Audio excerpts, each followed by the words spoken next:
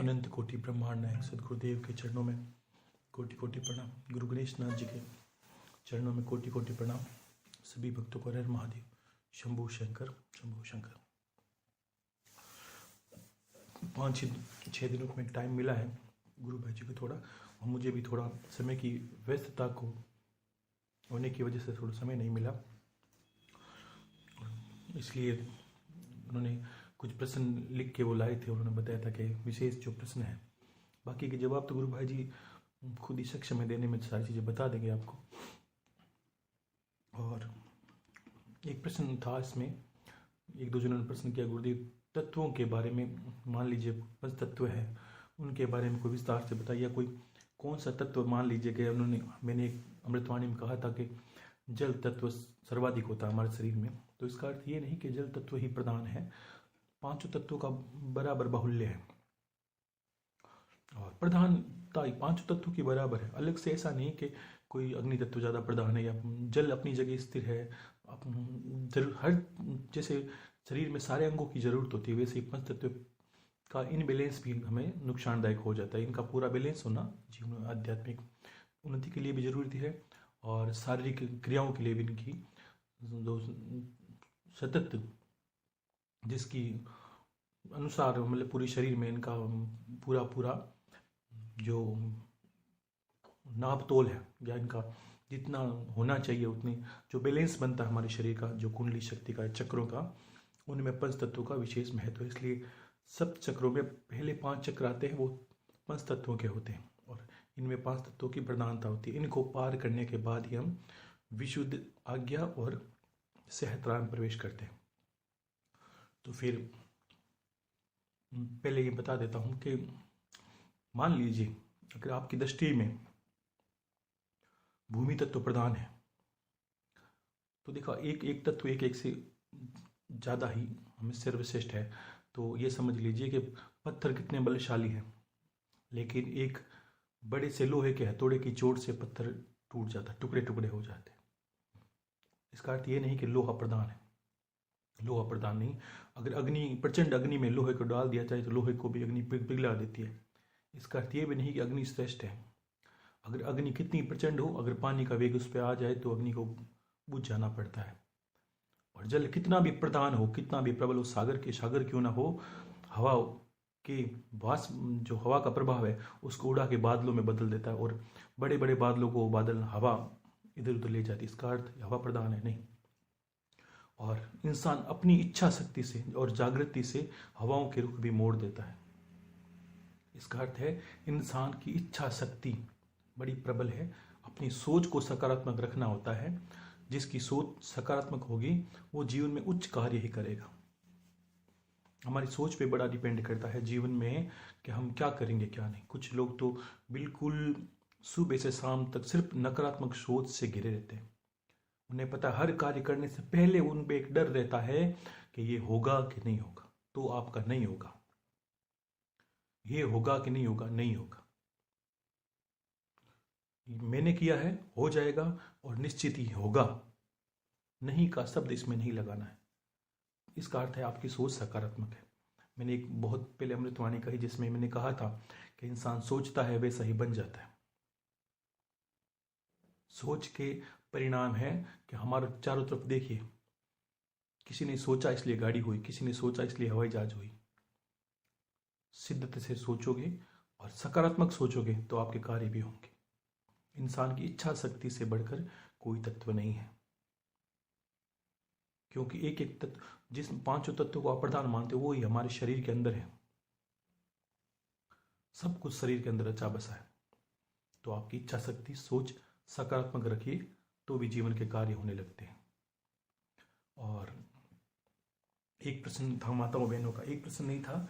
गुरु भाई जी के अनुसार काफ़ी मतलब 100 से ऊपर अलग अलग लोगों ने, माताओं बहनों ने एक प्रश्न किया कि गुरुदेव जी मान लीजिए माताएं बहनें घर के कार्य में व्यस्त होती हैं और समयवत कभी माला सुबह गुरु मंत्र कर नहीं पाती, मान लीजिए कभी शाम को नहीं कर पाती और सिर्फ पूजन कर पाती है। एक चीज देखिए, माताओं बहनों को बहुत पीछे से छूट रखी है, छूट मिली हुई है और छूट है। इसका अर्थ ये समझिए कि माताओं बहनों को बहुत सहज सुलभ ईश्वर की प्राप्ति हो जाती है। उनके शारीरिक जो कार्यकलाप है या उनके जो त्याग समर्पण के जो कार्य हैं जीवन में, उनके अनुसार उनको देवताओं तक की एक उपाधि प्राप्त होती है कि जत्र पूज्य नार्ये रमन्ते तत्र देवता। यानी जिस इस घर पर नारी की सदा सम्मान होता है, स्त्रियों का सम्मान होता है, उस घर में देवताओं भी वास स्वतः हो करने लगते हैं, बुलाना नहीं पड़ता। आपकी घर की वधू को, घर की पुत्री को और घर की पत्नी को मारते हो, चीखते हो, चिल्लाते हो, उन पर गलत कार्य करते हो, उन पर अत्याचार करते हो और फिर ये सोचो कि कुल देवी बहुत दूर का विषय है, पहले घर की देवी प्रसन्न होनी चाहिए। और छूट किस तरह से, इस विषय को मैं थोड़ा विस्तार में कहूँगा। आज ये समझ लीजिए कि वास्तव में आपने कभी देखा होगा कि 10 महाविद्याओं में कामाख्या देवी को सर्वश्रेष्ठ पूजा गया है, माँ कामाख्या को, योनि पूजा।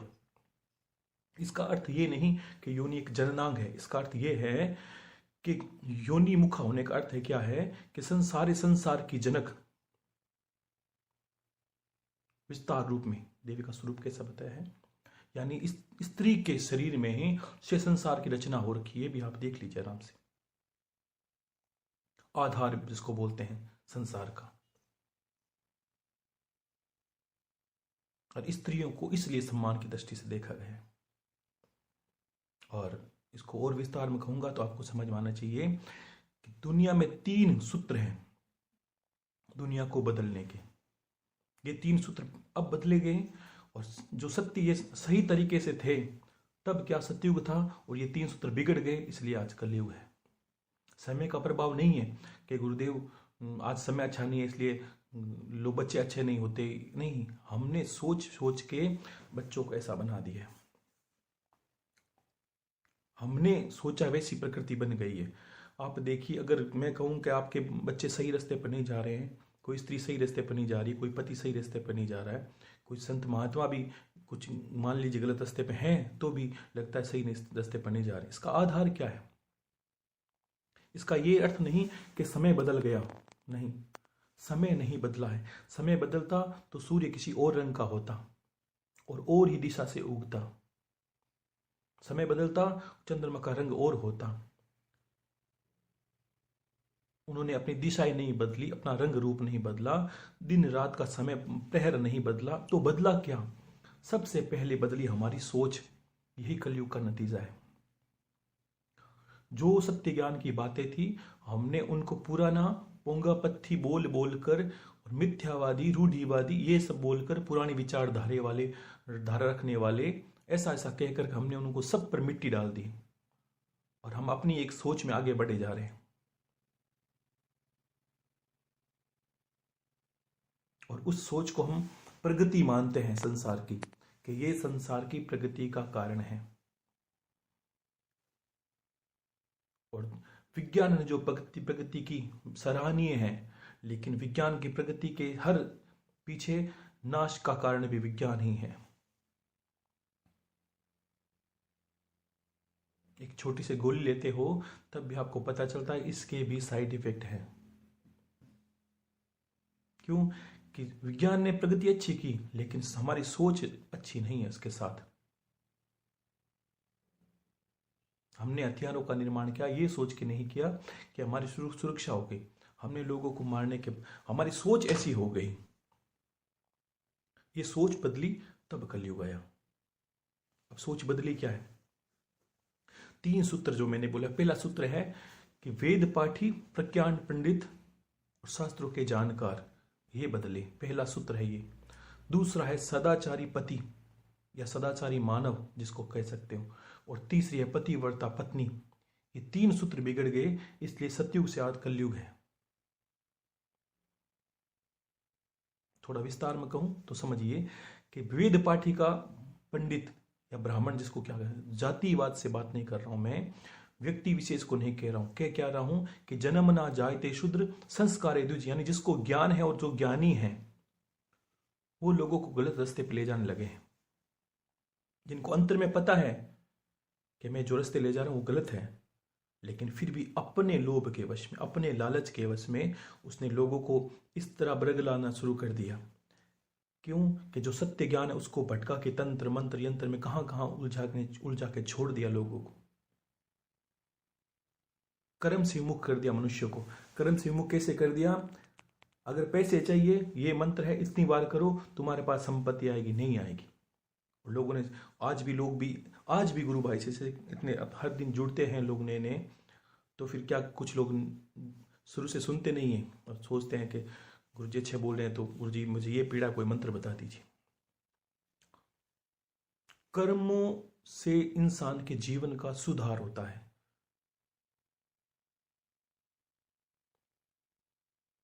कि उधो कर्मन की गति न्यारी, उधो कर्मन की गति न्यारी। ये कर्म की गति है जो हमें आज दुख है। तो ये कैसे सोच सकते हैं आप कि हमने जीवन में अच्छे कार्य की, आप अभी अच्छे कर रहे हो, यानी आज किसी फसल को बोते हैं तो उसका फल, जो फल खाते हैं या फसल काटते हैं उसको 6 महीने लगेंगे।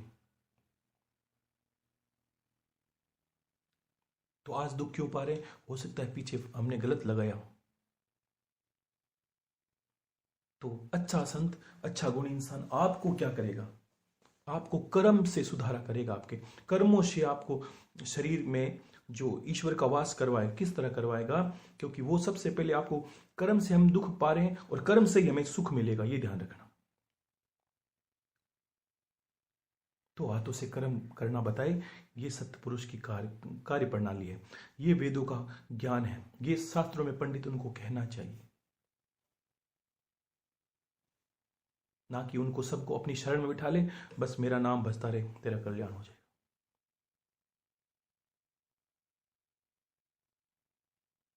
आज गुरु ज्ञान का द्योतक है। एक सामान्य शिक्षक को लेते हैं, अगर वो शिक्षक आपको, मान लीजिए 8वीं कक्षा वाला शिक्षक है और 8वीं में भी बिठा के रखे आपको, तो सोच सकते हो कि आपका जो जीवन की सफलता है वहीं रुक जाएगी। क्यों? कि आप फेल होते रहोगे, उसी कक्षा में बैठे रहोगे, ना आगे जाओगे ना कहीं पीछे जाओगे। तो शिक्षक से बड़ा गुरु, वो संसारिक ज्ञान बताता है, लेकिन उसमें भी गुरु क्या करता है? गुरु गोविंद दोनों खड़े, काके लागू पाए, बलिहारी गुरु आपने। और क्यों बलिहारी है? कि गोविंद दियो बताए, क्यों गोविंद से मिलने का रास्ता बताता है। जैसे शिक्षक स्कूल में पढ़ते पढ़ते आपको बताएगा, ये कार्य करोगे तो आप डॉक्टर बनोगे, ये करोगे तो आप शिक्षक बनोगे, ऐसा करोगे तो आप कोई अच्छे पद पर जाओगे, कोई पुलिस वाले बनोगे, अधिकारी बनोगे। ये गुरु का कार्य होता है। और ज्ञान की दृष्टि में देखें, वो पढ़ना नहीं, वहाँ तो मास्टर स्कूल का जो आपको ये बताएगा कि आपको शिक्षा में पूर्ण रहना है, पढ़ाई करनी है, ये करना है, वो करना है। लेकिन अध्यात्म जो गुरु है वो क्या कार्य देगा? ये होमवर्क नहीं देगा, ये आपको शरीर से कार्य करवाएगा। तू ऐसे कर्म कर, तू ऐसे कर्म कर, तू ऐसे कर्म कर, ये कर्म आपको ईश्वर से मिलेंगे। ठीक वैसे शिक्षक क्या करता है? आपको ज़्यादा पढ़ाता है, ज़्यादा होमवर्क देता है, ताकि आप पढ़ लिख के अच्छे डिवीजन से पास हो और नौकरी लग जाओ। ये तो एक धनोपार्जन के लिए शिक्षक कार्य करता है, ताकि आपका जीवन सहज चले, आप अच्छे पुरुष बनो, अच्छी बात है। लेकिन गुरु का कार्य और बड़ा हो, क्योंकि वो तो जन्मों जन्मों की गति की बातें करता है, आपसे उस तरह की बातें करेगा कि आपका कल्याण कैसे हो, आपको ईश्वर का पद कैसे मिले, आपको ईश्वर प्राप्ति कैसे हो, ऐसे कौन से कर्म करें ताकि ईश्वर प्राप्त हो। ये पहले सूत्र का कार्य था, ये पहला सूत्र बिगड़ गया है आज।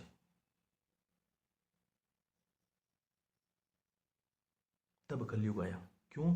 कि वेद पाठी संत जन, ये समाज की बुद्धि है। अगर समाज बिगड़ा है, इसका मतलब सबसे पहले कहीं ना कहीं बुद्धि बिगड़ी है। शरीर बाद में बिगड़ता है, बुद्धि बिगड़ती। अब ये आधार बिगड़े, अब इन्होंने कर्म को महत्व नहीं दिया, तो क्या हुआ? तो ये हुआ कि संसार का जो चलन है वो बिगड़ा, और महामारियां आप बोलते हो जिसको महामारी। हम धर्म के रक्षक हैं, धर्म के ठेकेदार सत्य है, हम गौ माता की, आप एक हल्ला करते हो, हुक्कड़बाजी करते हो, उसके रक्षण में जाके खड़े नहीं होते। खड़े होते तो आज अत्याचार भी नहीं, जीवों पर कितनी निर्दयता होती है आजकल। मान लीजिए आप धर्म कोई कार्य नहीं करते, कोई बुरा नहीं करते, लेकिन ये भी कैसा कह सकते हैं, गुरुदेव मैं कमाता हूं, मैं आज 2 रुपए करता हूं, तो उसमें जीवों का हक है, ये कर्म था। भगवान को कोई गौ माता चलाने का शौक नहीं था। भगवान कर्म भूमि पर आते हैं सिर्फ कर्म करने के लिए। आपको ये बताते हैं कि कर्म ही प्रधान है संसार में, दुनिया का कोई योग इससे श्रेष्ठ नहीं। कैसा भी योग करे उसमें क्रिया शब्द जरूर लगेगा। निष्काम कर्म योग, क्रिया योग, भक्ति कर्म योग। और ये कर्म क्यों लगता है? क्योंकि सब में आपको कर्म करना पड़ेगा। और तो अंतर में ये विचार आ जाता है कि मान लीजिए गुरुदेव, आप तो भजन करते हो, पूजन पाठ करते हो, गुरु की सेवा करते हो, हम कर्म करते हैं, तो हो सकता है आप जैसे दिव्य अनुभव नहीं हो, ईश्वर के दर्शन नहीं हो, गुरु के कृपा प्राप्त नहीं हो, तो आप पागल हो, गलत सोचते हो। इतिहास उठाकर देख लीजिए, सारी संतों की वाणियां सुन के देख लीजिए, आपको ये लगेगा सब कथाओं में कि ईश्वर संतों से ज्यादा गृहस्थ इंसान को प्राप्त हुए, उसके घर पे आए, उसके घर पे जन्म लिया, अवतार भी उन्हीं के घर पे लेते हैं, संतों के घर पे नहीं लेते।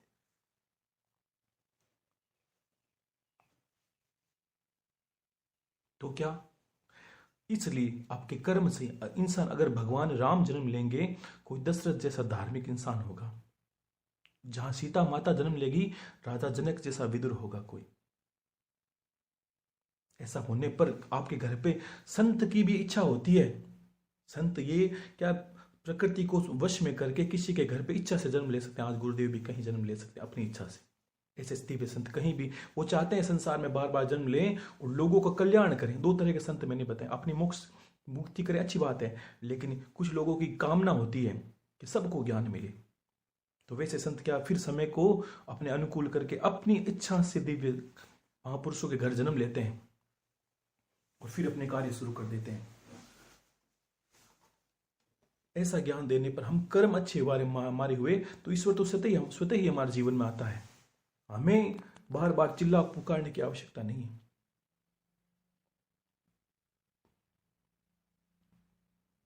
ऐसा नहीं कि हम, हाँ, एक और विषय देख लीजिए इसमें भी कि मंदिर में किसी ने कहा गुरुदेव मंदिर में घंटियां लगी होती है, इसका मतलब भगवान को सुनाई नहीं देता। आप गलत समझ रहे हो। देखो, जो संतों ने बताई उन हर चीजों में एक विज्ञान छुपा है, छोटा छोटा। मंदिर में घंटी का अर्थ ये नहीं है कि भगवान को सुनाई नहीं देता, भगवान भावनाओं से सुन लेता घर बैठे, मंदिर में आने की भी आवश्यकता नहीं। वो तो हमारी श्रद्धा से जाते हैं कि ताकि अच्छा लगे भगवान को कि हम, मेरे लिए भी इसने 2 कदम रखे हैं कभी घर से बाहर। तो क्या होता है, घंटियों का प्रभाव हमारे जीवन पर पड़ता है। किस तरह पड़ता है? घंटी में एक नाद चलता है। पौराणिक पद्धतियों में तो एक सामान्य पुरुष, हम देखें कभी हम परेशान होकर मंदिर में जाएंगे, कुछ देर बैठेंगे, एक घंटी बजेगी या घंटी की आवाज कान में पड़ेगी, शंख की पड़ेगी, तो शरीर में स्वतः ही शांति होने लगती है। इसका कारण क्या है? मैंने पहले कहा था, शरीर में 75% भाग में जल है, और जल क्या करता है? हमारे जीवन में अस्त व्यस्तता करता है। किस तरह? अशांति का कारण जल तत्व होता है, बेचैनी का कारण जल तत्व होता है, हमें बार बार घबराहट होती है, इसका कारण जल तत्व है, हमारे मन में अशांति होती है, इसलिए जल तत्व प्रभावित होता है। और ऐसी सब समस्याओं को लेकर हम मंदिर में जाते हैं और घंटे की नाद से, आपने देखा यहाँ तो अब चलता नहीं, बाकी देखिए तिब्बत से आगे परंपरा जाए, ये तिब्बत भी भारत ही है, चाइना भी भारत ही है, ये उच्चतम हिमालय, महा हिमालय, और हमारा हरिद्वार उत्तराखंड, ये सब हिमालय है। यानी ये जो है वो है क्या? वो सब हिमालय ही है। और भारत, क्यों तिब्बत भारत को महत्ता देता है? सब धर्म भारत को महत्ता, क्योंकि उनका आधार है धर्म का।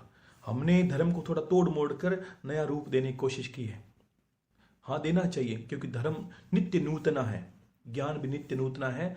हर के कबीर कुआं एक ही है, प्यास सबकी मिटेगी। कुआं पानी, अगर पहले कुआं होता था तो आज टंकी, दोनों में फर्क कोई नहीं। धीरे धीरे ज्ञान देने वाले लोग भी अच्छे अलग तरीके होंगे, लेने वाले भी अलग तरीके होंगे।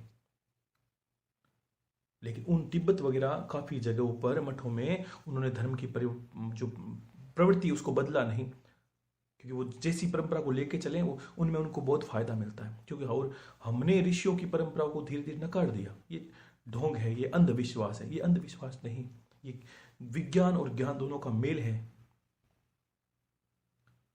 जब घंटी का नाद होता है तो शरीर पर, विज्ञान भी जानता है कि साउंड का बड़ा महत्व होता है। हम ध्यान योग करेंगे तब हम, कुछ लोगों ने कहा गुरुदेव मुझे कान में कोई शंख की आवाज सुनाई देती है, ये क्या है? ये अनहद नाद है, यानी प्रकृति का एक साउंड है, अलग अलग लोकों का साउंड है, ये सुनाई देता है हमें। शरीर में रक्त प्रवाहित होता है 2400 घंटे, तो इसका भी एक साउंड है। निर्जीव पत्थर रास्ते पे पड़ा है, उसका भी एक साउंड है। तो जब भी हम कभी घंटी की आवाज चलती है, घंटी के पीछे जो टंकार से जो नाद चलता है, हमिंग की आवाज आती है, वो क्या है?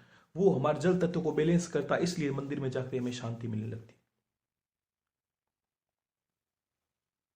तिब्बत, आप कभी तिब्बत वगैरह में देखोगे तो आपको भी पता चलेगा कि वहां पर नाद से लोगों की थेरेपी का इलाज भी किया जाता है। जैसे हमारे आयुर्वेदिक है, होम्योपैथिक है, ये चलती है, वैसे भी वहां भी नाद से इलाज किया जाता है। नेपाल वगैरह में नेपाली आप काफ़ी लोग आपके भक्त गुरु भाई भी हैं, वो सुनते हैं, सभी पता है उन्हें कि वहाँ पर बाउल वगैरह लगते हैं, वो तिब्बत से है सब। और वो तरीका वही है उनका कि साउंड से किस तरह चक्रों को बैलेंस कर सकते हैं, क्योंकि सब चक्रों में जल तत्व विचरण करता है, और जल जो वो 75% भाग है उसको बैलेंस हमिंग की आवाज़ से कर सकते हैं।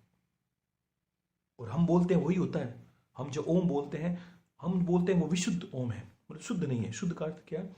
अ उ म, ये 3 शब्दों से ओम बना है। ब्रह्मा विष्णु महेश का संपुटी ओम में है। ओम, अंदर ये भावना रखनी पड़ती है, अ उ म, ये ओम का नाद है। अगर नित्य इंसान इसी तरह करे तो भी उसके चक्रों का बैलेंस होने लगता है। कोई घंटे की आवश्यकता नहीं, घर पे भी कर सकते हैं। ओम, आपको अंदर ये भाव रखना है, अ उ म। तो इस ये ओम से 7 चक्रों में आपके स्पंदन होने लगता है, 7 ही चक्रों में। घंटी का नाद भी वही बोलेगा, आप सुनोगे तो आपको लगेगा ओमकार की आवाज आ रही है, तीखी आ रही है, हल्की आ रही है, भारी आ रही है। इससे जीवन में प्रभाव पड़ता है। अब मैं वापस विषय पे आता हूं कि जो शास्त्र वेताग है उनको लोगों को कर्म में डालना चाहिए, कर्म उनके कर्म। और अब इसको पहला सूत्र तो होगा ये वेदों का, जो ऋषि मुनि ज्ञानी या संत जन है। और दूसरा हो गया किनका? दूसरा हो जाता है सदाचारी पति या सदाचारी मानव, मान लीजिए। अब सदाचारी मानव कैसे गलत हो गए? अब आप एक सामान्य इंसान को देखिए, उसकी क्या दिनचर्या होगी। तो सुबह उठेगा, नहाएगा धोएगा, अपने व्यापार या धंधे पर जाएगा। उसको बस रात को ही चिंता हो जाती है कि सुबह क्या करना है, कैसे करना है। और शाम तक वो थक हार के आएगा, 2 पैसे कमा के लाएगा, पत्नी बच्चे, बस उतने उसकी सीमित। तू है ऐसे जीवन पर, क्या जीवन इतना ही मिला है कि आपने बस सहज के 2 रुपए संजो के ये जीवन को सुधारने में लगे हैं? आने वाली पीढ़ियों को कुछ देना है तो संपत्ति नहीं, ज्ञान दीजिए। शास्त्रों ने तो पहले कह दिया था कि पूत कपूत तो घ्यूं धन संचिए, और पूत सपूत तो घ्यूं धन संचिए। अगर पूत कपूत है तो कितने भी आप धन संचन कर लो, वो सबको बेच बाच के खा जाएगा, जुआ सट्टा चोरी ये सब में लग जाएगा। और पूत सपूत तो भी आपको धन संचय की आवश्यकता क्या है, क्योंकि वो तो खुद ही अर्जन कर लेगा, ज्ञान है उसके पास।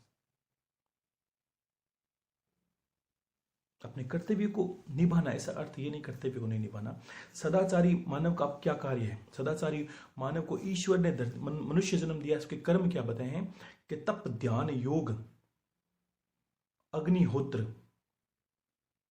और कर्म, और जीवों के प्रति दया, करुणा, ममता, ये आपके अंदर नहीं है तो आप वो पुरुष नहीं हो। ये तार, वो भी दूसरा सूत्र भी टूटता है आपका। कौन सा? कि सदाचारी मानव या सदाचारी पति। अगर इतना नहीं करते हो, इतना का अर्थ ये नहीं है कि आपने बहुत बड़ा, कितने भी व्यस्त हो आप, तो आप क्या कर सकते हैं? मैंने क्या, कर्म से भी अपने जीवन को सुधार सकते हैं। छोटे छोटे कर्म हैं, जीव जंतु को जैसा होता जाए, 1 रोटी भी हो आपके घर से, वो जानी चाहिए। अगर आपके अंदर गुण है तो बच्चों में भी वो डालिए।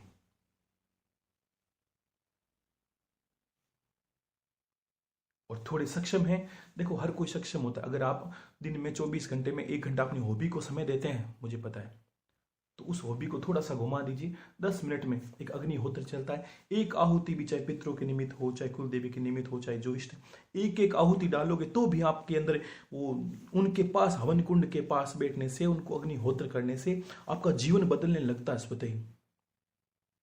जो अग्नि के पास होता है, तपधारी का अर्थ क्या है? अग्नि के। और जिन्होंने ये नित्य कर्म करना शुरू कर दिया, काफ़ी लोगों ने कर दिया अब की इस बार जो बताने के बाद में, तो मैं कहता हूं कि आप मान लीजिए कि बड़े से बड़े तांत्रिक के पास जाइए कि आप बोलिए कि मेरे घर पर मुझ पे तंत्र कर दे जा, नहीं कर सकता। अब आपने घर में जगह नहीं छोड़ी, कहीं कोई कुछ कर दे आपके घर पर, क्यों जहाँ नित्य देवता को वास होता है, जहाँ नित्य देवता को भोग अर्पण किया जाता है हवन के माध्यम से, वहां कुछ नहीं किया जा सकता। ढाल है वो आपकी। इतना अग्निहोत्र कर सकते हो 10 15 20 मिनट, आधा घंटा में। इससे क्या होता है कि देवता को हविष पहुंचता है आपके घर पर, और फिर जाके आपकी पूजन स्थली शुद्ध होती है। आपको वहां जाके मंदिर के अनुभव होंगे, वही, कहीं जाने की आवश्यकता नहीं। जहां देवता विचरण करते हैं आपको शांति वहीं मिलने लगती है। और इस भाग दौड़ भरी जिंदगी में जब भाग रहे हैं, तो मैंने कहा कितने भी हो, ये आपको थी तो आपको करना ही पड़ेगा निश्चित, कि 1 घंटा कम से कम आपको शांति से बैठे रहना है, फोन से, मीडिया से, टीवी से, सबसे दूर। उस वक्त सिर्फ आपको अपने पास बैठना है कि मैं हूं कौन, इसका अनुभव करना है और मनन करना है दिन भर। ऐसा नहीं कि अच्छे कार्य गलत कार्य, मैंने क्या कहा था, अच्छे कार्य करने के बाद भी मनन करना है, विचार करना, ये मैंने आज अच्छा किया, भगवान मुझे आशीर्वाद दे कि ऐसे काम और करूं। और गलत करे तब भी मनन करना है उस 1 घंटे में, हे प्रभु मुझसे ये गलत कार्य हुआ है, मैं कोशिश करूंगा और मुझे शक्ति दे कि जीवन में ऐसे कार्य नहीं करूंगा, और मुझसे हो भी ना, तो भी जीवन परिवर्तन होता है। एक इंसान में कितनी गलतियां हो सकती है, मान लीजिए 1 2 10, रोज 1 घंटा बैठोगे, 10 दिन में एक गलती छोड़ोगे तो भी हर चीजों का छोड़ दोगे आप धीरे धीरे, और वही तो परिवर्तन है।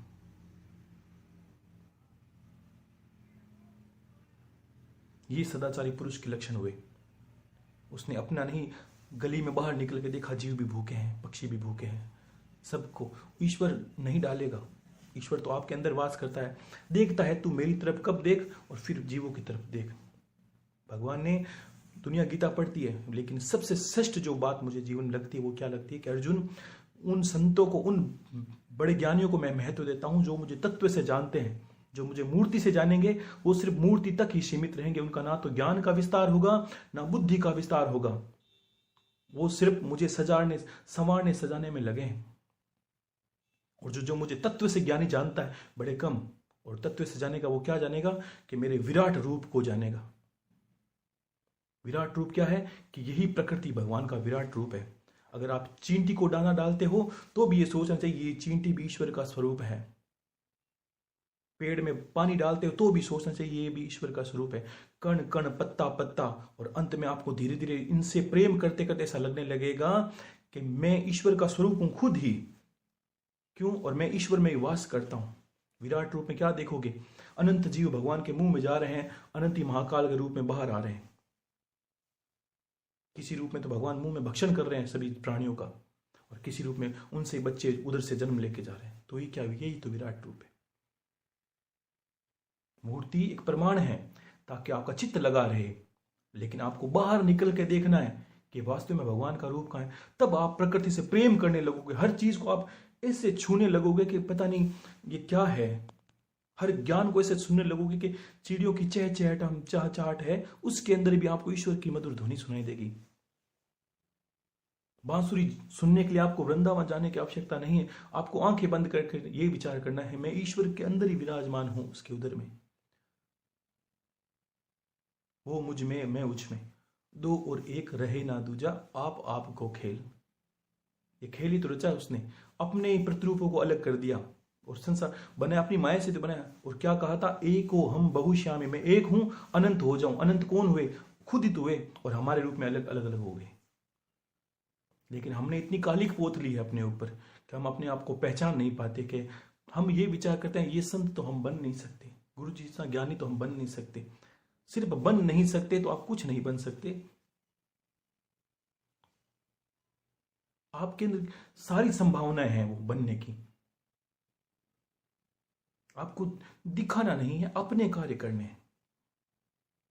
और मैं चाहता हूं ऐसे गृहस्थी बने कि आपके घर भी कोई संत जन्मे, ऐसे गृहस्थी बने आपके घर पे कोई दिव्य पुरुष जन्मे, ऐसे संत बने जिसके घर पे नित्य देवताओं को वास हो। ऐसे संत जो आप गृहस्थ बने तो भी ऐसे बने।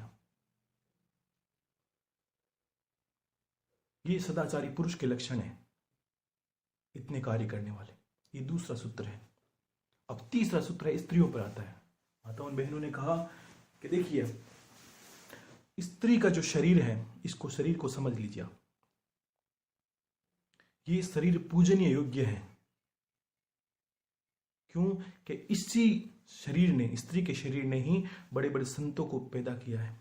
इसी स्त्री के शरीर ने ही बड़े बड़े ऋषि मुनियों को, चाहे देवता तक हो, चाहे साक्षात दत्तात्रेय जी महाराज क्यों न हो, फिर भी अनुसया रूप में उन्हीं को अपना स्तनपान करवा के बड़ा पालन पोषण किया है। इसलिए कहते हैं कि स्त्री को कभी साष्टांग, देवता खुद कुपित हो जाते हैं। अगर कोई देवता है, और आजकल माताएं बहनें सबको देख देख के पुरुष लेट जाते हैं, तो माताएं बहनें भी लेट जाती। कभी नहीं लेटना चाहिए। देवताओं को क्रोध आ जाता है इससे, और हमें सारे दोष होने लगते हैं, क्योंकि स्त्री ने अपने आप के शरीर को समझा नहीं। ये बात को कितनी बार दोहराओगे, अंदर समझो कि यत्र पूज्ये नारी और रमनते तत्र देवता, यानी जहां नारी का पूजा और सम्मान होता है, वो देवता खुद थोड़ी कहेंगे नारी लेट जाए। नहीं, नारी को सीधा प्रणाम करने से देवता इतना प्रसन्न हो जाते हैं, साष्टांग की आवश्यकता ही नहीं है।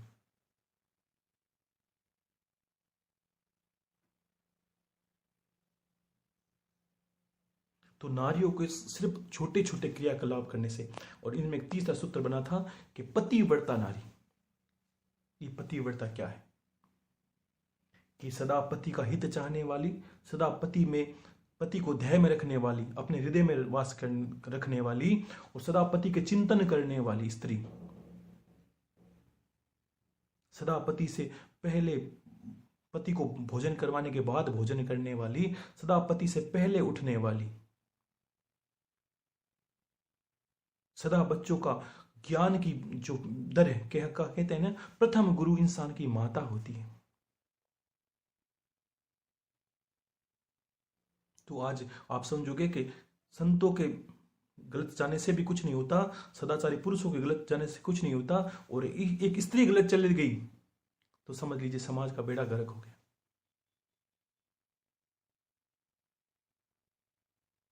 तो आपका सवाल आएगा, गुरुदेव मेरे पति तो शराब पीते हैं, मान लीजिए कोई 1-2 प्रश्न ऐसा हो जाए, और आपने मन में सोचा, उसको भी मैं पहले बता देता हूं। अगर एक रावण की पत्नी मंडोदरी सती हो सकती है, पतिव्रता हो सकती है, तो आप क्यों नहीं?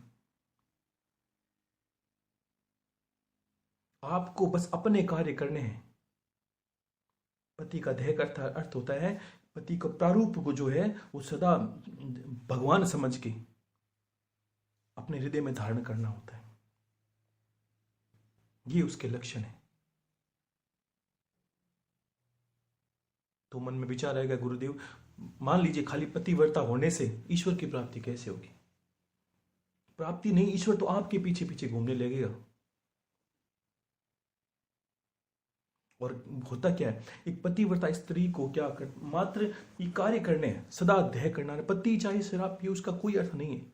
ठीक वैसे ही जैसे गुरु में भी कहा है कि गुरु लो भी गुरु बावरा, गुरु गेला होय, उसके कुछ नहीं, जे गुरु ले जाए नरक न, तो भी मतलब अपने को जो गुरु का कार्य गुरु पे छोड़ दीजिए। आपको बस अच्छा शिष्य बनकर एक एकलव्य की भांति शिक्षा ग्रहण करनी है। ठीक उसी प्रकार नारी को कहा है कि पति चाहे कैसे रिश्ते पर जाए, और पतिव्रता का लक्षण क्या है? जब भोजन खिलाए पति को, तो माता तुल्य व्यवहार करें, उसके हित में क्या अच्छा है क्या नहीं। और पति को हमेशा लंबी आयु देनी है, तो पति, आजकल माताएं बहनें हर चीज खिलाती नहीं, पति को भूख हो उससे हमेशा 1 रोटी कम खिलाएं। सदा हित चाहने वाली और सदा पति का भला चाहने वाली स्त्री को ऐसा करना चाहिए। उससे पति की आयु बढ़ती है। जितनी उसको भूख हो उससे 1 रोटी कम खिलानी है। ये नहीं प्रेम के अर्थ आपको ज्यादा खिलाना है, 1 रोटी कम खिलानी है, उससे पति की आयु बढ़ती है। ज्यादा भोजन भी इंसान को मृत्यु को लगे, सारी बीमारियों को अग्रसर करता है। भोजन तो एक स्वरूप है, छोटा सा खाने से ही ऊर्जा मिल जाती है, पेट भरने से आलस्य आता है सिर्फ।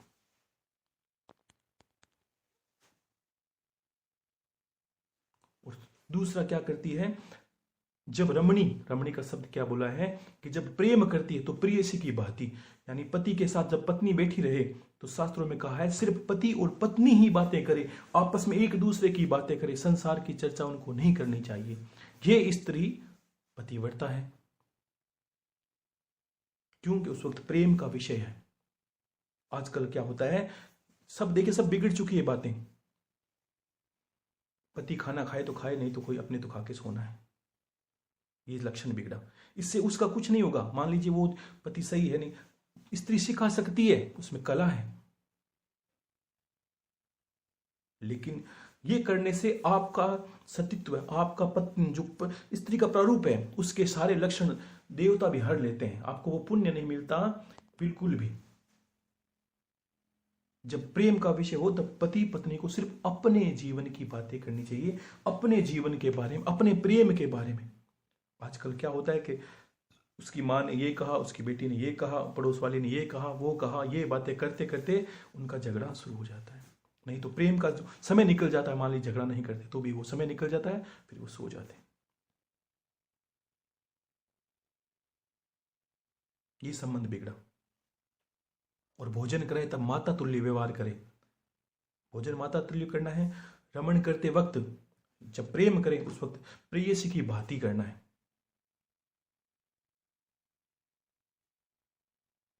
ऐसे व्यवहार करने वाली स्त्री ही पतिव्रता है। और अपने संतान को सदा, नारी जने तो ऐसा जने कि भक्त के दाता के सूर, हमेशा बचपन से ही वीर पुरुषों की कहानियां सुनाएं। ऐसे कार्य करने से बच्चों का आधार है वो। उसके किस दिशा, प्रथम गुरु माता को इसलिए कहा है। शिवाजी की माता जीजाबाई थी, बचपन ही वीर पुरुषों की गाथाएं शिवाजी को सुनाती थी।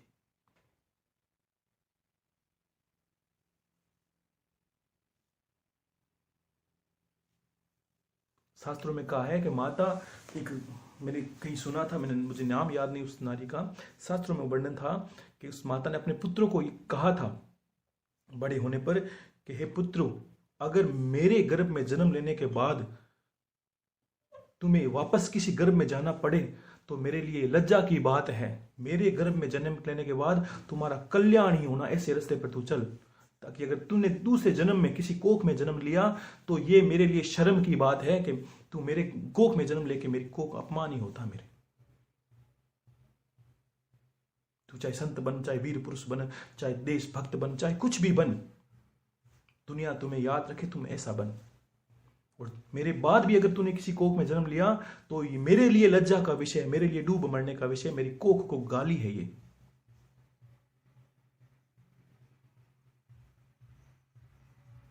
ऐसी कामनाएं रखने वाली स्त्री भी पतिव्रता है। और दूसरा कारण क्या होता है, पति के सामने, पति चाहे 70 साल की उम्र में हो, चाहे 80 साल की उम्र हो, और पत्नी जब तक पतिव्रता है या सुहागिन है तब तक पति के सामने श्रृंगार करके ही जाए, अन्यथा कभी नहीं जाना चाहिए। इसका अर्थ ये नहीं कि आपके पास संपन्न नहीं है तो आपने सोना वगैरह कैसे ले, किस जैसा भी आपने घर के अनुसार सबकी क्षमता होती है, तो पति के सामने 24 घंटे बन ठन के ही रहना होता है। जो शास्त्रों की बातें वो बता रहा हूं, उससे वो पति के प्रेम को हमेशा प्राप्त करती है। कभी भी पति घर पे आए थक हार कर, उसको हंस के दांत दिखाए, चाहे घर में कितनी ही पीड़ा क्यों ना हो, इससे पति की उम्र बढ़ती है, वो भी पतिव्रता ही है। नहीं तो वो थक हार के इंसान घर पे आता है, उसका दुखी मुंह देखता है, उसके ऐसे श्रृंगार देखता है जैसे पता नहीं उसको क्या हो गया है, और उस आते ही उसकी बुद्धि तो खराब होगी बेचारे, वो सोचता है पता नहीं इसके साथ कितना क्या दुख है। ऐसे दिन भर काम करके आएगा, उसको देखेगा, चिंता तो होगी उसको।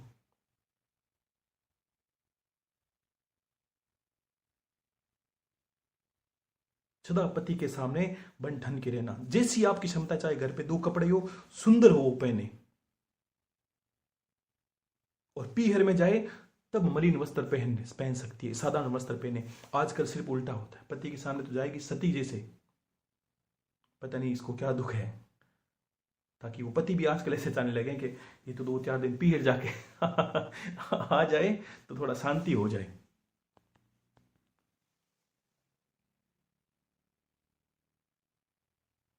ये कार्य नहीं करने होते। क्यों?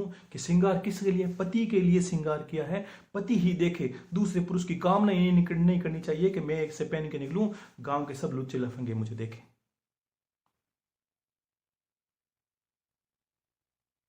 स्वतंत्रता अधिकार सबको है। हमारे धर्म में तो सबको स्वतंत्र ऐसे ही कर रखा है। देखा है भगवान राम के बगल में सीता जी बैठी है, घूंघट नहीं है। घूंघट की कोई बात नहीं है। घूंघट तो, शर्म तो आंखों की होती है। कपड़ों के अंदर तो बेशरम भी दिख जाते हैं कि ये बेशरम है।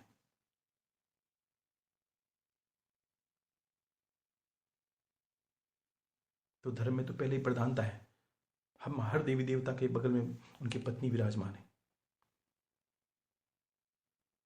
और आजकल नहीं कहना चाहता किस तरह, देखा नहीं आप जगह जगह पर ऐसे देवर भाभी के गाने कहीं किसी जोड़ के। तो सोचिए कि अब एक रामायण का एक प्रसंग लूंगा मैं, इस पर थोड़ा मनन करना आपको। कि एक प्रसंग था जब सीता जी को रावण ने हरण किया था, तब गरुड़ जी की लड़ाई हुई थी। गरुड़ जी ने रावण को रोका पुष्पक विमान को, और उस वक्त जब लड़ाई कर रहे थे तब सीता जी ने जल्दबाजी अपने आभूषण हाथों के खोल के, कंगन, जो गले का हार, वो सारे पोटली बांध कर नीचे फेंक दिए थे, ताकि भगवान उनका जो पता लगा सके, ऐसा सोचकर। और वही आभूषण जब समुद्र तट पर घूमते वानरों को मिले और भगवान राम के पास गए, भगवान राम के पास जब गए वानर सेना, तो क्या हुआ? भगवान राम ने रो के देखा ये सीता का आभूषण है, और लक्ष्मण जी को बुलाया कि लक्ष्मण देख, ये तेरी भाभी के कंगन है, ये तेरी भाभी का मंगलसूत्र, ये तेरी भाभी का जो कुछ है गले के आभूषण वगैरह। तो लक्ष्मण जी रोने लगे कि भैया मुझे नहीं पता ये भाभी के हैं कि नहीं। कि लक्ष्मण तू अपनी भाभी के गहने को नहीं पहचान सकता? कि भैया मैं पहचान सकता हूं, अगर भाभी के पैरों की बिछिया और भाभी के पैरों की पायल होती तो मैं पहचान लेता, क्योंकि मेरी दृष्टि कभी भाभी के पैरों से ऊपर से गई ही नहीं है। मुझे नहीं पता भाभी कौन से कंगन पहनती, मुझे नहीं पता भाभी कौन से कानों में पहनती। तो किस राम को मानते हो आप? किस सनातन धर्म को मानते हो?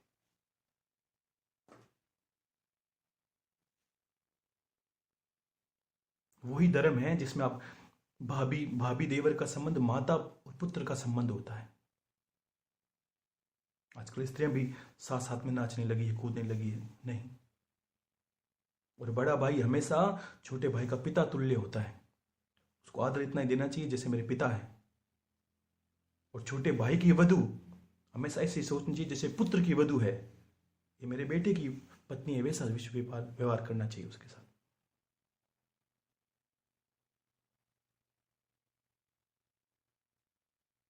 मात्र एक पतिव्रता कुछ भी कर सकती है। सती अनुसुईया ने एक अलग से कोई जप तप नहीं किया था, कुछ नहीं किया था। तो आपके मन में आएगा गुरुदेव अगर ऐसा चाल चलन हम रखते हैं, मान लीजिए, और फिर भी हमारी कामना ईश्वर प्राप्ति की, मान लीजिए आप सोचते हो कि कुछ आध्यात्मिक ज्ञान को और प्रगति करना चाहते हैं, और तो मैं कहना चाहता हूं कि मात्र इतने गुणों से ज्ञान आता है, पढ़ने से रटने से नहीं आता। मैं कोई पुस्तक खोल के नहीं बैठा कि जब आप बोलोगे तो मैं वो पन्ना निकालूंगा कि बोलूंगा इस शास्त्र में इस लाइन पे इतना आपका उत्तर लिखा है। वो तो आप ही देख सकते हो। आप मेरे जैसे अनुभव का ज्ञान प्राप्त करना चाहते हो तो अनुभव के रास्ते मैंने बताए, इससे अनुभव होगा। और मैंने क्या कहा था, इसको सुनने मात्र से 1 साल में आप अनुभव करोगे कि हर पुस्तक आपने पढ़ी है उसका सार जानते हो।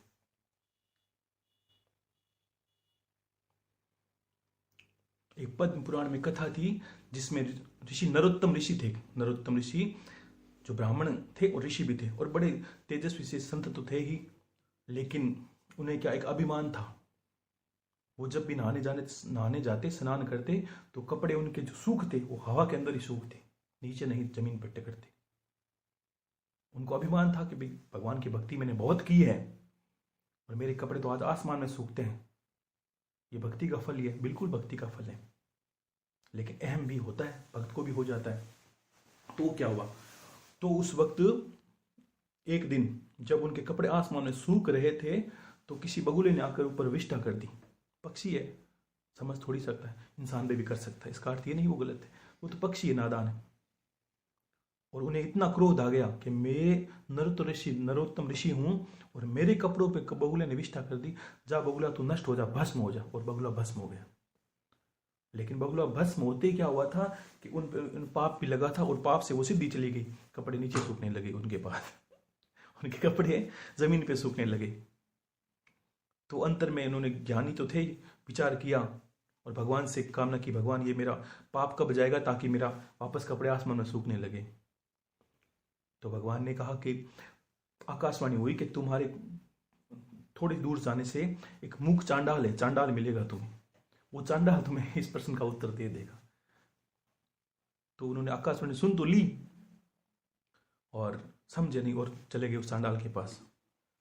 और मन में विचार किया कि एक चांडाल, भला मैं इतना बड़ा ऋषि हूं, एक चांडाल मेरी बात को, पाप को कैसे नष्ट कर सकता है ताकि मेरी वापस सिद्धियां हो जाए। चल के देखते हैं। देखो, कर्म करते हैं, उस ईश्वर उसके अधीन रहता है, संत के अधीन नहीं रहता। तो फिर क्या हुआ, वो चांडाल के घर पर गए और दरवाजा बजाया, चांडाल बाहर आया। चांडाल ने संत देख, इतना, अब कितना ज्ञानी हो सकता है आप देखिए। वो तो उसने संत को देखते प्रणाम किया, प्रणाम महाराज जी, प्रणाम करता हूँ, क्या आशीर्वाद है। अब चंडाल, मुझे ये बात बता कि मेरा जो पाप है, मैंने जो पाप किया है, वो पाप मेरा नष्ट कैसे होगा। अब क्या पाप किया था ये बताया नहीं। तो चांडाल ने बस इतने उत्तर दिया कि प्रभु, मैं अपने माता पिता की सेवा कर रहा हूँ अंदर, मुझे थोड़ा समय दीजिए, उनके पैरों को दबा रहा हूँ। वो माता पिता को सदा भगवान विष्णु समझता था और साक्षात समझने से उसके घर पर विष्णु भगवान वास करते थे, चांडाल के घर पर। देखिए उसने क्या किया था, कर्म किया था। अब श्रवण कुमार ने क्या किया था, कौन सी सिद्धि की थी, मुझे ये बता दी, जिससे उनका इतिहास में नाम हमारे। इंसान किसी भी रिश्ते को पतिव्रता बनकर, चाहे पुत्र बनकर, हर रिश्ते को निभाकर एक परम जो पद है वो प्राप्त कर सकता है। कोई जरूर नहीं कि आप पैरों तक जटाएं बढ़ाएं। तो चांडाल ने कहा, प्रभु मैं अभी व्यस्त हूं, आप थोड़ी देर इंतजार कीजिए। कि मूर्ख चंडाल, मैं नरोत्तम ऋषि हूं और तू मुझे इंतजार करने का बोलता है कि तू इंतजार कर, मैं तुझे अभी भस्म कर दूंगा। तो चांडाल ने हंस के क्या कहा था कि प्रभु क्षमा कीजिए, मैं वो बगुला नहीं हूं जिसको आप भस्म कर दो। तो उन्हें बड़ा अचंभा हुआ कि इसको कैसे पता मैंने बगुले को भस्म किया। आपको जल्दबाजी है तो मेरे मकान से कुछ दूर, मेरी कुटिया से कुछ दूर सुभा नाम की स्त्री है पतिव्रता, वो आपके पाप को नष्ट कर सकती है। उससे आप अपना कोई जो उत्तर है या जो अपनी समस्या है वो रख के प्रश्न हल ले सकते हैं। तो नरोत्तम ऋषि आगे चले गए। आगे गए, उस सुभा स्त्री के घर पे पहुंचे। वो बहुत पतिव्रता थी, इन गुणों से संपन्न गरीब घर की स्त्री थी। सारे गुण जो बताए इन गुणों से संपन्न थी। और अंदर दरवाजा बजाया तो स्त्री बाहर आई, प्रणाम किया। देखो ज्ञान के अंदर बड़ा सहज भाव होता है, वो हर किसी को नमन करता है कि निवण बड़ी संसार में और नहीं नीवे सो नीच, नीवे नदीरा रू खड़ावे रेवे नदी रे बीच, नीवे जो आंबा आंबली और नीवे जो दाड़म दाख, इरंड बेचारा क्या नीवे जाकी ओछी कही जे साख। जो नहीं झुकता है वो मूर्ख, ये जड़ पत्थर ही नहीं झुकता है। बाकी तो जो फल देने वाले, इरंड का पेड़ कभी झुकता नहीं है, तो फल कौन कौन किसको पसंद है। और जो बड़े बड़े हैं कि नीवे जो आंबा आंबली, आम खाते हैं, सारे जितने फल होते हैं वो सब पेड़ देने के लिए, जैसे फल होते हैं पकते हैं वो देने के लिए झुक जाते हैं। ये कला होती है झुकने की।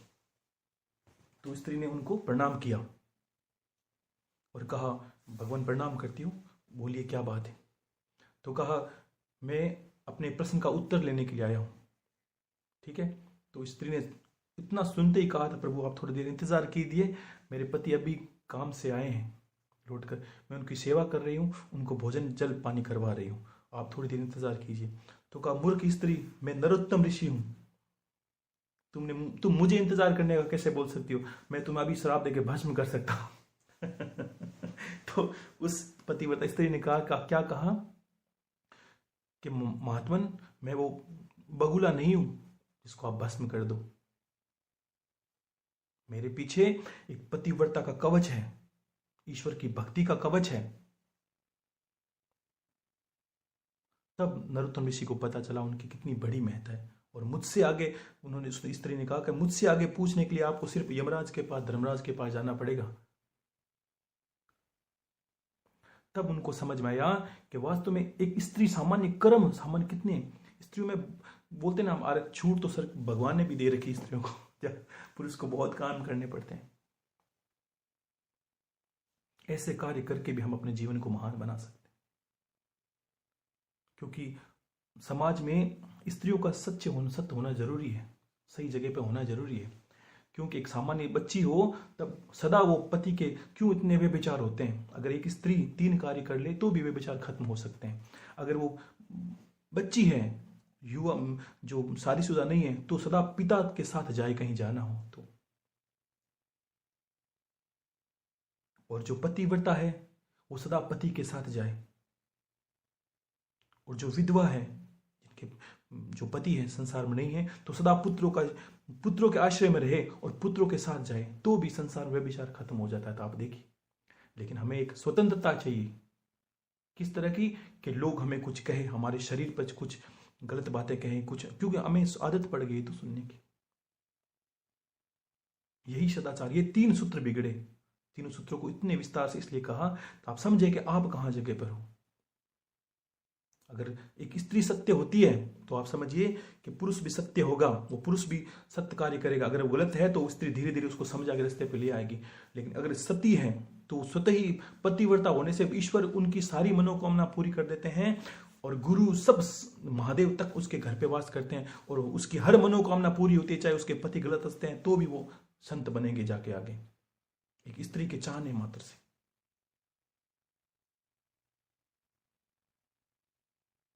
स्त्रियों ने अपने शरीर को ही शरीर समझ लिया, ये नहीं समझा। इसलिए क्यों साष्टांग प्रणाम को मना करते हैं? क्योंकि इनके स्तन में संसार को पालने की क्षमता होती है। बड़े बड़े संत जो धरती पर आज हैं और जो हुए हैं, सब ने माता के गर्भ में स्तनपान किया, तब जाके वो संत बने, उनकी कोख में वास किया, तब जाके। इसलिए देवता कभी नहीं चाहते कि स्त्री का सीना और उनके जो उदर है कभी भूमि पर टच करें, ये नहीं चाहते।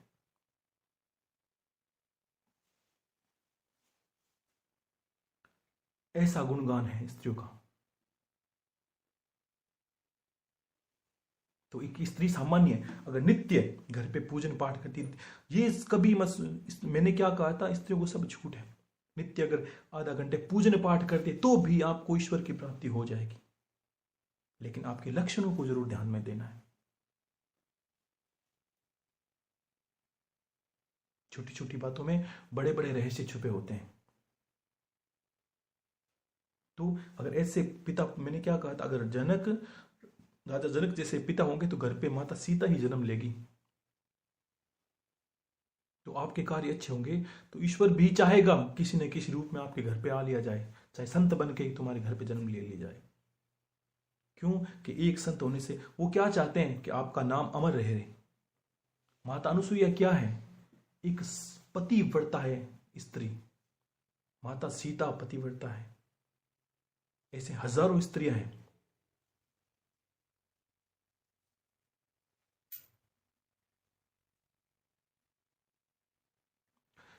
एक कथा में कहा था, कौशिक ऋषि, एक ऋषि थे, कौशिक नाम का ब्राह्मण था।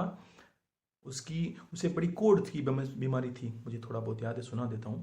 उन्हें कोढ़ की बीमारी थी, लेकिन उसकी पत्नी थी, ब्राह्मणी थी, वो बड़ी शिद्दत सेवा करती थी उनकी, बड़ी शिद्दत से करती थी, बस अपने पतिव्रता धर्म का पालन करती। और एक दिन क्या उसके साथ भी ऐसी घटना घटी कि उसके पति ने कहीं जाने के लिए कहा, तो वो पति को ले जा रही थी, तो पति को रास्ते में अंधेरे में कहीं कोई चीज टकराई। वो चीज क्या टकराई थी कि वो मांडव्य ऋषि की सूली थी, जिस ऋषि को श्राप मिला था जबरदस्ती। महाभारत में ऐसा प्रसंग आएगा। तो धर्मराज की वजह से उन्हें एक श्राप मिला था कि सूली पे उनको चढ़ा दिया गया। उनकी सूली टकराई, और सूली टकराते उनको ऐसी पीड़ा थी मांडव्य ऋषि को, तो मांडव्य ऋषि ने श्राप दिया कि सुबह से पहले तेरा अंत हो जाए। उसको श्राप दिया, किसको? कौशिक नामक ब्राह्मण को, जिसकी पत्नी पतिव्रता थी। सुबह सूर्य अस्त होगा तब तक तेरा नाश हो जाएगा। लेकिन उसकी पत्नी इतनी पतिव्रता थी कि उसने ऐसा संकल्प लिया कि हे भगवान, अगर मैंने सच्चे मन से पति की सेवा की है तो सुबह सूर्य उदय नहीं हो। उस वक्त 10 दिन तक सूर्य उदय नहीं हुआ था। संसार में हाहाकार हो गई थी। यानी सूर्य पतिव्रता की तेज से, सूर्य कितना बोला कि जो सत्यवादी इंसान है, जो पतिव्रता है, उनकी तेज से सूर्य तपता है। सूर्य भगवान का 10 दिन उदय नहीं हुआ कि सूर्य उदय होगा तब तेरे पति का अंत हो जाएगा। उसने कहा अगर मैंने सच्चे मन से पति की सेवा की है तो सुबह का सूर्य उदय नहीं होना चाहिए। तो 10 दिन नहीं हुआ। अंत में माता अनुसुईया को आना पड़ा उसको समझाने के। सब देवता हार गए। और माता अनुसुईया ने उसे वरदान दिया कि सुबह जैसे इसका शरीर अंत होगा मैं, और सुबह अंत हुआ 10 दिन के बाद उसने माता अनुसुईया कहने से हाँ कर दी और सूर्य उदय हो गया। उदय होते उसके पति का अंत हो गया। और माता अनुसुईया ने वही संकल्प लेकर, अगर मैंने सच्चे मन से पति को तन मन से सेवा की है तो ये इंसान नवयुवान बन के खड़ा हो जाए, और वो राख से खड़ा हो गया था। अब बताओ कौन सी साधना की थी उसने? उनके कर्म अच्छे थे। स्त्रियां, मैंने इसलिए स्त्रियों को बड़ा महत्व दिया है। और मुझे तो आज सही बताऊं, मैं अपने आप को अहोभाग्य मानता हूं कि गुरु भाई जी ने बताया कि गुरुदेव हमारे जो सुनते हैं हजारों आदमी, उसमें आधा से थोड़ा ज्यादा ही समझिए आधी स्त्रियां हैं पूरी की पूरी। तो इतना बड़ा मुझे ये समझिए मेरा ही भाग्य है गुरुदेव के माध्यम से कि आज घर पे सुनते हो, और मुझे आनंद है कि आपको घर पे सब कुछ मिल जाए, कहीं नहीं जाना, कहीं आपको कोई कुछ कहे नहीं कि आप कहीं घूमते हो, कहीं जाते हो, किसी के चक्कर में नहीं फंसना। और आप सुनती हो तो स्त्रियों सुनती है तो मेरा भी यह भाग्य है कि परमात्मा मुझ पर कृपा करता है कि तू इनके लिए भी कुछ कर। पुरुष तो कहीं जा सकते हैं, स्त्रियां कहीं जा नहीं सकती, और मैं खुद इसका विरोध ही करता हूं। तो आज सोचिए कितनी बड़ी ईश्वर की कृपा हुई है। इसलिए स्त्रियों का बड़ा महत्व है। अगर आप घर पे सामान्य करती है, और ऐसी ऐसी घटनाएं हो रखी थी कि अगर स्त्री को घर पे, कुछ लोग बोलते हैं गुरुदेव पितृ दोष के होते हैं, घर में स्त्रियां सताई जाती है तब जाके भी पितृ दोष हो जाते हैं। कुल देवी का दोष भी तभी हो जाता है जब आप माताओं बहनों को गाली गलौज करते हैं। लेकिन ये नहीं, इसका अर्थ ये नहीं कि मैं सिर्फ पुरुषों को कह रहा हूं। इसका अर्थ ये समझिए कि आपको भी, स्त्रियों को भी अपना सदाचार मिलना। ये नहीं 24 घंटे माताओं बहनों की आज की गलत प्रवृत्ति हो गई है, टीवी के अंदर देख देख कर कान लगाना इधर उधर, ये सब व्यर्थ बात। इस सदाचार स्त्री के ये भी लक्षण है कि व्यर्थ की स्त्री से वो मिलती नहीं है। जो स्त्री उसके जीवन को गंदा कर दे, मलिन कर दे, ऐसी स्त्री से भी नहीं मिलती। वो किसी की बुराई सुनती नहीं, करती नहीं है। ऐसी स्त्रियां बनकर रही आप। और आपको मैंने कहा, मेरी तरफ से खुली छूट है आपको कि आप सिर्फ नित्य जो पूजन पद्धति बताइए, शेषनाग जी की पूजा कीजिए, सदा शेषनाग जी आपका रक्षा करेंगे। भैरव जी की पूजा करते हैं आप नित्य, अगर मान लीजिए कुल देवी की उपासना करते हैं, पितरों की उपासना करते हैं, इष्ट की उपासना करते हैं, गुरुदेव का ध्यान करते हैं, आधा आधा घंटा सुबह शाम पूजा करेंगे, तभी मेरा आशीर्वाद है कि सभी माताओं बहनों के साथ ही मेरा आशीर्वाद है कि उनको सभी वो पुण्य प्राप्त हो जो किसी इंसान को बड़े बड़े जप करने से प्राप्त हो।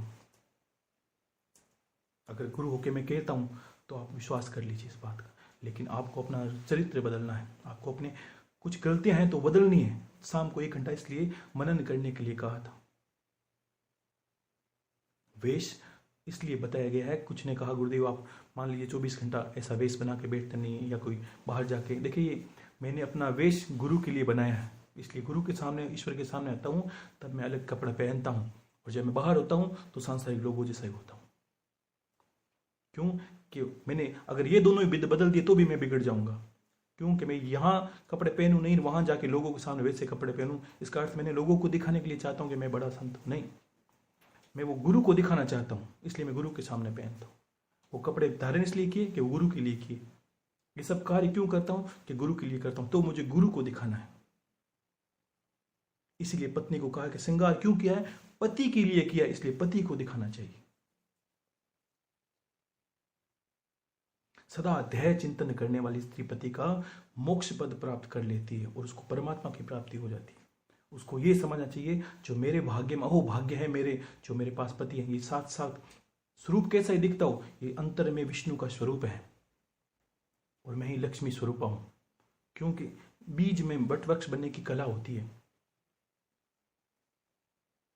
ठीक है, तो आशीर्वाद है मेरा, खुश रहिए, सदा महादेव आप पर कृपा करें, माता पार्वती सदा आपका दुलार करती रहे। और मैं चाहता हूँ माता जैसी माता गुण की खान है, वैसी आपकी उनकी पुत्रियां हैं, वैसी बन के रहे जैसी माता पार्वती, जैसी माता सीता है।